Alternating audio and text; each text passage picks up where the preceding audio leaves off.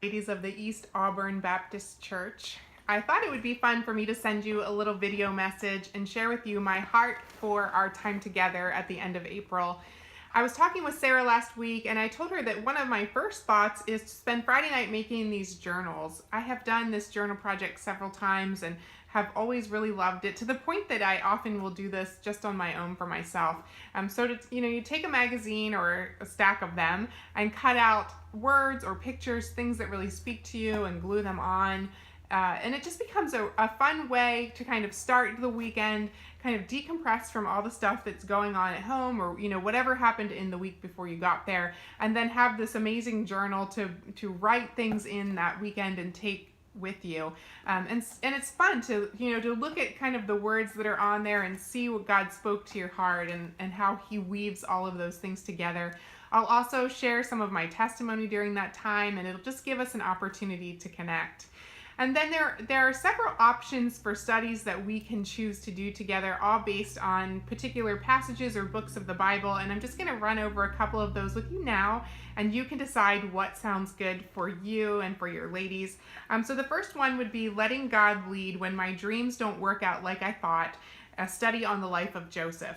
I've been spending time, just poring over Joseph, and have been so encouraged by what God did in his life. That Joseph was young when God spoke this dream to his heart about how his family was going to bow down to him. He was the youngest, the favored son, but he was not liked by his brothers, not before he told them about his dream, and certainly not after. And so we see his life and what God did through it. And, if there was ever a time to think, my life certainly doesn't look like what I thought, we can see that clearly in Joseph. But the beauty is that every day that it seemed like his life was going in the wrong direction, God was using it to bring him to this very place where he needed to be for the Lord to fulfill the dream and to save the kingdom, to save his family. And we all go through seasons like that where our lives, look like we're moving further and further and further away from this place that we're supposed to be. But in the beauty of God and how he uses everything, he brings us right where we're supposed to be, right at the moment we're supposed to be there. And I think we so clearly see that in Joseph's life. A second one would be For Such a Time as This, Courageous Faith Under Pressure, inspiration from Esther. Esther, an amazing woman that we see God work through her. Again, it's one of those stories where you'd have to think she's the least likely. I mean, if you were going to make a list of people to be queen in that day, I think Esther probably would have fallen at the bottom of least likely to.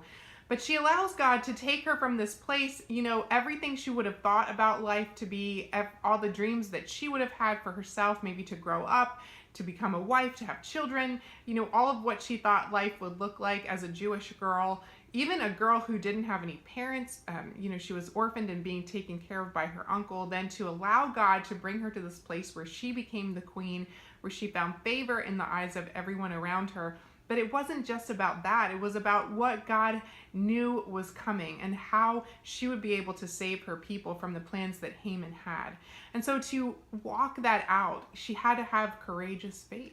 And we all find ourselves in places where we have to, make some kind of courageous decision, whether anyone else knows it or not, whether it seems like it's impacting anyone else's life or not. There are places where we have to have courage to believe what God has called us to, or what he's speaking about our life. And we can so clearly see that in the pages of Esther. His joy, my strength, God's message through Nehemiah. Nehemiah is one of my favorites as you go through, the study of the Old Testament. He was one of the ones that I just loved from the beginning. Again, he allows the Lord to speak to his heart, to give him this passion and purpose that, again, seemed kind of unlikely to be able to go and rebuild the wall. And the way that God did that in the short time frame with the lack of tools, that is phenomenal. But just all of the opposition that came against Nehemiah, the people that spoke out against him, that tried to stop him, that lied to him and all of that. And yet he maintained his vision where God had asked him to. And we come to that verse where, he says, the joy of the Lord is my strength. I grew up singing that song when I was a little girl in church, and it has continued to be something that's really spoken to my heart in the years since. The joy of the Lord is my strength. There are a lot of times when we feel weak and it seems like everything is coming down against us, But if we will allow the Lord to, he comes in this way that his joy becomes our strength. It's not about how capable we are, but it's simply about who God is. And I love walking that out through the life of Nehemiah. And then finally, I won't be afraid, choosing confidence, lessons from Joshua's journey. You know, before Joshua ever went into one battle, the Lord said to him, every place that you put your feet, I have given to you. And he tells him over and over again, do not be afraid. You know, we see that throughout the pages of his story. Do not be afraid. So I think clearly he must have been afraid. And again, that's another thing that we can all identify with, this feeling of being afraid, of being scared, of coming up against battles. And yet the Lord tells him before one battle, before he ever goes into the first one, wherever you have set your feet, I have given this to you. And we watch him walk that out. And I think we can all take lessons again from his place of struggle and his place of triumph with the Lord, the way that he looked to God to give him the answers for every situation.